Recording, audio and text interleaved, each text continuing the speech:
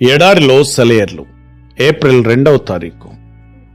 వారు అరణ్యం వైపు చూచిరి. అప్పుడు యెహోవా మహిమ ఆ మేఘంలో వారికి కనబడెను. మేఘాలు కమ్ముకున్న వేళ మేఘాల అంచుల్లో కనబడే శ్వేతకాంతిని చూడడం అలవాటు చేసుకోండి. ఆ శ్వేతకాంతి కనిపిస్తే దాని నుండి దృష్టి మరల్చుకోవద్దు. మేఘం మధ్యలో కనిపించే కారు చీకటిని అసలే చూడొద్దు. ఎంత ఒత్తిడి, నిస్సహాయత ఆవరించి ఉన్నప్పటికీ నిస్పృహకి తావీయకండి. నిస్పృహ చెందిన హృదయం మరే పని చేయలేదు. శత్రువు బాణాలను ఎదుర్కోవాలనే మెళుకువే నశించిపోతుంది. ఇతరులను తన ప్రార్థనల ద్వారా ఆదుకోవాలనే ప్రసక్తే ఉండదిక. సర్పం బారి నుండి తప్పించుకున్నట్లుగా ఈ నిస్పృహ అనే భయంకరమైన రోగం నుండి పారిపోండి. దేవుని వాగ్దానాల కోసం వెదకండి. ప్రతిదాన్ని నోరారా వల్లించండి. ఈ వాగ్దానం నాకే అని. మీకింకా అనుమాన పిశాచం వదలకపోతే మీ హృదయాలను దేవుని సన్నిధిలో క్రొమ్మరించండి. మీ హృదయాన్ని పదే పదే వేధిస్తున్న శంకలను గద్దించమని శరణు వేడండి.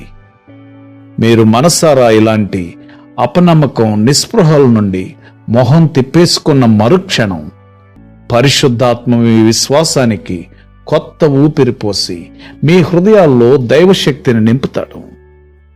మొదట్లో ఇది మీకు అనుభవంలోకి రాకపోవచ్చు, కానీ సర్దుబాటుకు తావు లేకుండా అచంచలమైన నిశ్చయతతో మిమ్మల్ని వేధిస్తున్న అనుమానాల భూతాలను మీరు అణగదొక్కుతున్న కొద్దీ క్రమంగా అంధకార శక్తులు ఒకదాని వెంట ఒకటి మీ నుండి వెనక్కి తగ్గుతున్నట్టు మీకే అర్థమవుతుంది. పిశాచాల సైన్యాలను తిరస్కరించి దేవుని వైపుకు తిరగడానికి మనల్ని ప్రోత్సహిస్తున్న ఆ తిరుగులేని శక్తి సామర్థ్యాల పరలోక దళాలను మన నేత్రాలు చూడగలిగితే ఎంత మంచిది. మనల్ని నిస్పృహలోకి, ఆందోళన, నిరుత్సాహాల్లోకి ఈడ్చే దుర్మార్గుడైన సాతానుని మనం అసలే పట్టించుకోము. దైవత్వంలోని అత్యున్నతమైన బల ప్రభావాలన్నీ క్రీస్తు పేరిట సంపూర్ణ విశ్వాసంతో దేవునికి తన్ను తాను సమర్పించుకొని ఆయన వైపుకు సహాయ సహకారాల కోసం తిరిగే అతి దీనుడైన విశ్వాసి పక్షమవుతాయి. ఒకరోజు ఉదయం ఒక డేగ తుపాకీ గుండు దెబ్బతిని కూలిపోయింది. దాని కళ్ళింకా కాంతి పుంజాల్లాగా మెరుస్తూనే ఉన్నాయి. అది మరణ బాధలో అతి కష్టం మీద కళ్ళెత్తి ఆశగా ఆకాశంలోనికి చూసింది. ఆ ఆకాశమే దాని ఇల్లు. అది ఆ డేగ సామ్రాజ్యమే.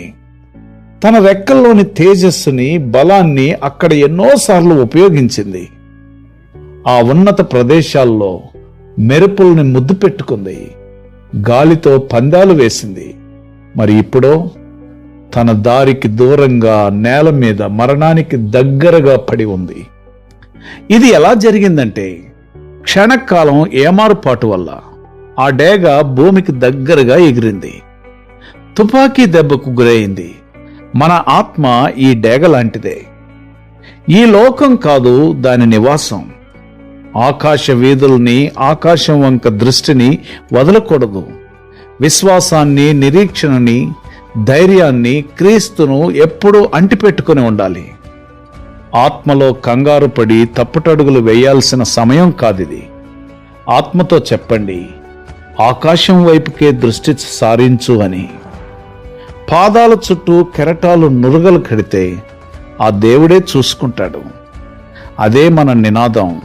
వాటిపైనే లక్ష్యం పెట్టండి, పైకి చూడండి. ఆత్మని అంధకారం ఆవరించినప్పుడు దేవుని దివ్యకాంతి ఆత్మని వెలిగిస్తుంది. పైవాటినే లక్ష్య పెట్టండి, పైకే చూడండి. అంతులేని పోరాటాలతో అలసినప్పుడు ఆదరిస్తాడు సైన్యాలకు అధిపతి అయిన నీ దేవుడు. పైవాటినే లక్ష్య పెట్టండి, పైకే చూడండి. పశ్చిమ దిక్కుకి ఎంతకాలం చూసినా సూర్యోదయం కనిపించదు.